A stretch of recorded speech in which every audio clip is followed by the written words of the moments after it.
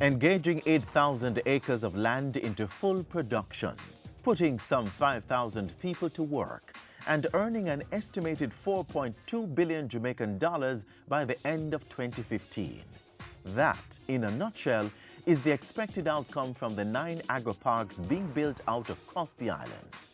The aim is to get the agricultural sector producing superior quality goods in high volumes, which will drive the sector towards sustainable growth. We're concentrating our efforts on this as a flagship, but it's a holistic approach that we are taking towards bringing down that 900-odd million US import bill and upping our export. The Agro-Parks project represents a tripartite partnership involving the Agriculture Ministry, farmer investors, and the private sector. Over the course of 3 years, ending 2015, intense farming activity will ensue on these 9 specially designed areas. The parks will form an integrated agricultural chain, connecting farmers, buyers, exporters, post-harvesters, and marketing officers. This is an exceptionally excellent project, and it comes at the right time to save the farmers. The agro-parks are focused on planting import substitutes such as grains for animal feed and selected crops for export, such as ginger, pepper, and onions. These and the other crops targeted for production on the agro-parks will be planted in St. Thomas, St. Catherine, Clarendon, St. Elizabeth, Manchester, Trelawney, and Westmoreland. The lands being used are leased by the government at a concessionary rate to selected farmers who must meet certain criteria. Provisions are also being made for others looking to access the lucrative opportunity. It is expected that ex-sugar workers who were made redundant, they would also have an opportunity to get their little piece. Farmers who are selected will be exposed to technical advice and must work in accordance with the contract terms. Roughly 5,000 persons are expected to gain employment from the agro-parks. To get the parks running optimally, the government, with assistance from the European Union and the Inter-American Development Bank, is installing infrastructure such as irrigation, drainage, and proper road access. And when we reach a certain stage, we will go further to even help with packing houses and help agro-processors who want to come on board to also help them in putting up their agro-processing facilities. Plans are also in place to install an abattoir to standardize the processing of meat for export. The overall management of the parks is the responsibility of Agro Investment Corporation, AIC, the investment arm of the Agriculture Ministry. The agency assigns park managers and dedicated extension specialists to each park.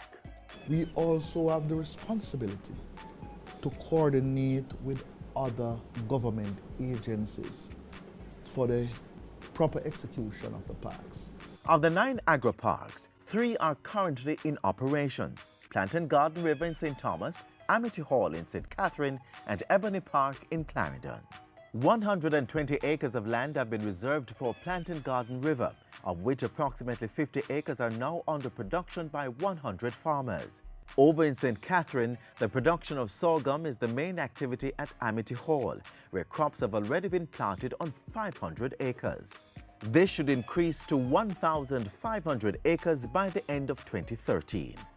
Drains have already been cleared and an irrigation system installed to make way for the planting of onion, assorted vegetable, and hay. The laying of accessible roads to the 2,000 acres of land allotted to the Amity Hall Park is in its final stage. Meanwhile, the featured crops for Ebony Park in Clarendon: onion, pepper, vegetables, and tuber.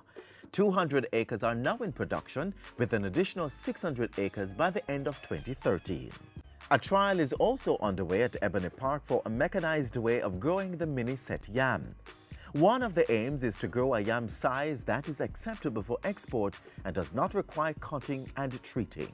The remainder 1,200 acres is expected to be in full operation by 2014. The other 6 agro-parks are expected to come on stream by 2014, and preparations are on in earnest to meet this deadline. What we envisage is that over the next 3 years, Out of these agri-parks, we will be looking at import substitution to the tune of about 80 million US dollars. And exports are expected to increase by 50 million US dollars over the same period. Already, some $1 billion in earnings has been projected from activities within the 2013-2014 fiscal year from parks that are in commission. Going forward, the agri-parks are expected to include other areas of production such as fruit trees, including ackee and tamarind. Other undertakings include sorrel, callaloo, and small ruminants such as sheep and goat. It is the hope of the government that the agri-parks model will be replicated among private farmers.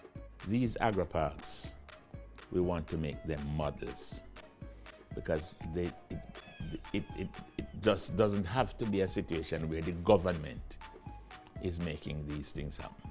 Agri-parks, modernizing Jamaica's agricultural sector, contributing to reducing the island's almost $1 billion US food import bill while increasing exports and creating jobs.